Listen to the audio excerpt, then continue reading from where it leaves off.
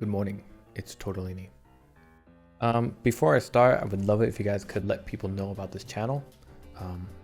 I love reading all your comments, thoughts, and discussions and hope to see more. If you enjoy my Dota builds in game and now these videos, definitely, maybe help me out a little by sharing the videos you enjoy. Let people know that I make interesting content, hopefully. Would appreciate it, thanks. So let's talk about this Phantom Assassin situation here. I honestly don't know what's happening lately with this patch. I went on vacation for about a week, only to come back to learn that Phantom Assassin is now super popular and Revenant Brooch is super overpowered. Super confusing. And well, it's kind of funny as well. Conda's really strong as well, especially with this hero right here. And it's a little ironic. I put out a video just last month saying how much Conda was terrible on Phantom Assassin, only to see now that it is an incredibly good item with a massive win rate of like 60%, I think, on PA. Like, here's PA now just building a ton of Revenant's Brooch with Conda, and here she is, Phantom Assassin's win rate with these two items, Revenant Brooch at 61% and Conda at also 61%. Kind of hilarious. By the way, let's check out this kill that's going to come up with PA. She's going to wipe out the axe in like 2 seconds. It's pretty nuts. So basically, how did this happen? Well, honestly, patch 7.35c might have been an overcorrection when they buffed Revenant's Brooch. Look at that. They took a cool thing of Amar kind of pumping out rampages with Divine Rapier and Revenant's Brooch, and they amped it up to an 11 in terms of accessibility.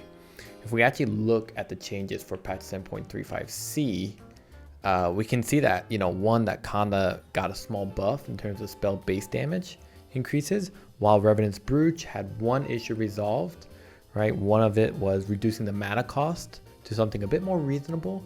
That's pretty much what everybody was hoping for in terms of Revenant's Brooch.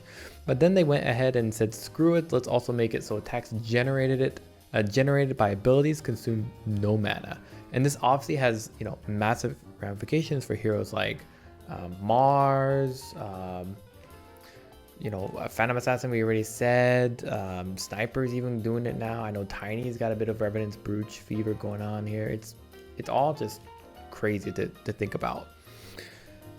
And really, it's for some of these heroes, they were already doing this before the 7.25 change, and now we see it's coming up even more on all kinds of heroes, like even Weaver of Gemini Attack. I mean, that doesn't consume any mana, so it's 100% free magic damage. Essentially, the goal of this 7.35 patch, we'll call it ARC, including B and C, is about kind of integrating magic damage as a true late game mixed damage output to kind of help overcome one-track damage dealers and give them a bit more fluidity in output from all roles, not just the core right clickers. Rather than trying to make a subclass of intelligence heroes that can carry, like let's say Lina or Outward Destroyer or Puck, why not have everyone or anyone be a magic damage dealing hero outside of those who farm with, let's say, Maelstrom and Mjolnir. This is my interpretation of basically this attempt to diversify late game damage to range from pure to physical to magic damage to even damage over time. And it's kind of had some cause of dysfunction in terms of balance. And what I mean is that the comfort for damage dealers to pivot to those late game items, like you see here with Revenant's Brooch or the new Bloodthorn, which deals magic damage on top of your physical damage, is that the victims of these, we'll say, murderous magic / physical damaging heroes, is they honestly, these victims cannot keep up defensively, right? You saw the PA pretty much wipe out that axe. Axe is pretty much built for armor.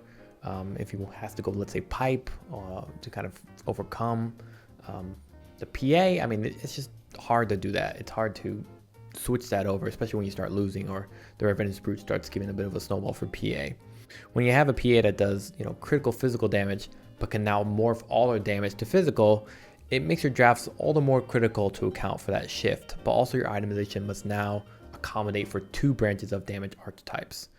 That's a tall demand for a lot of heroes that don't always play that well late game, or more importantly, are not in a lead to be able to make that pivot or that balance of defense.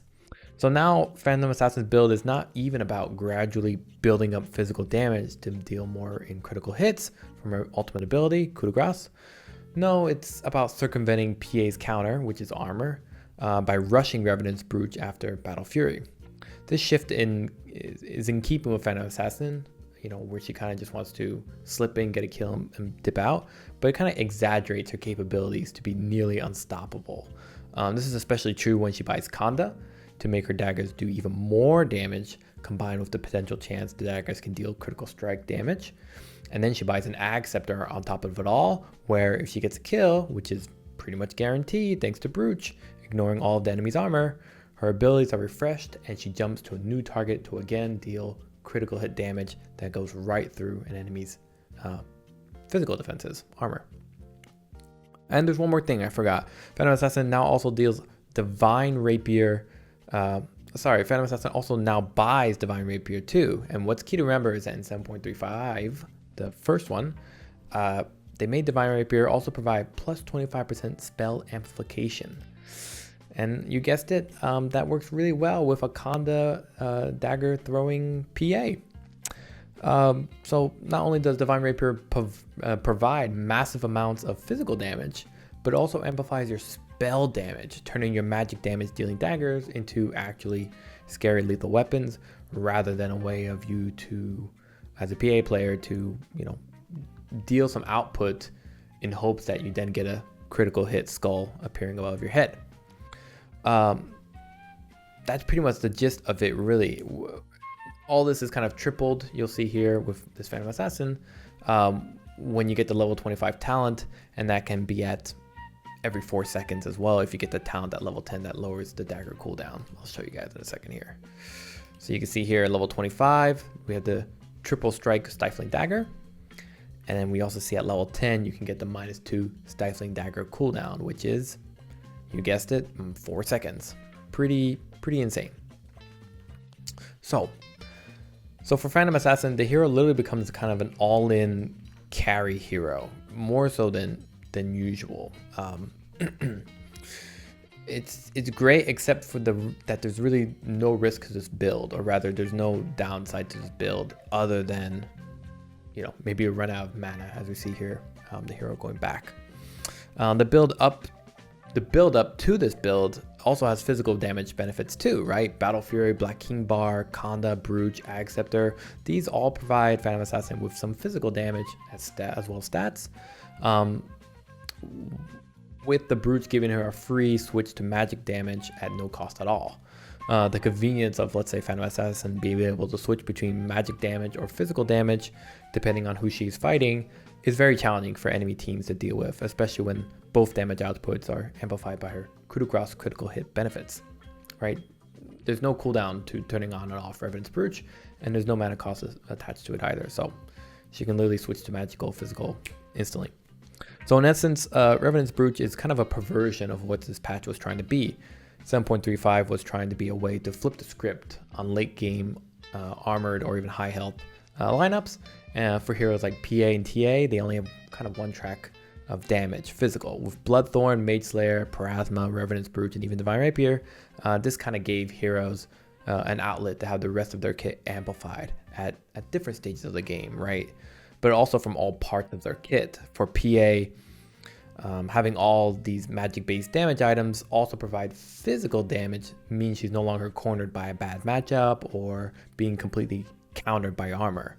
Dragonite is another example. He goes from kind of a dud in the previous patches to being one of the most stable off-laning and even mid-laning heroes this patch, thanks to the changes to Mage Slayer, while also giving him much-needed attack speed, an additional damage over time effect on top of his corrosive damage. Another perfect example, Zeus can transition away from just being a spellcasting hero to kind of this late game right-clicking magic damage hero with Parasma and evidently the Shard, Manta Style, Moon Shard, etc. This part's absolutely nuts. Look at this. Crazy. So the fluidity of late game has essentially evolved, and it has been evolving actually for a long time, especially as Valve has extended how late game is in a match compared to how short, let's say, the laning and the mid game stages are.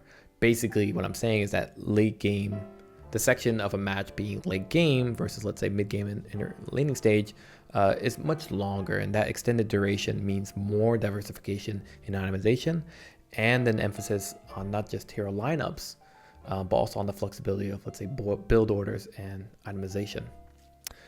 So, a lot of words to say. Basically, Revenant's Brooch's latest change in 7.35c maybe is one step too far in making the item more accessible and appealing for late game damage dealers. Phantom Assassin is a perfect example of the flaw with Revenant's Brooch, where the ability to switch all your damage from magical to physical at no cost, cooldown, or risk has led her to becoming a menace in public matches. The 7.35c patch arc aims to make magic damage much more integrated with physical attack damage. This may be so late game is less of a pigeonhole in terms of itemization for one-track damage type heroes like mid-lane spellcasters and physical pause 1 carry heroes. And finally, late game is becoming more fluid in its evolution, and has been for a while, as it becomes the more dominant, let's say, portion of a match in terms of duration. The extra duration hopes for more flexibility in item build orders, timings, and pivots. That's it for me. Thanks again, and have a good morning.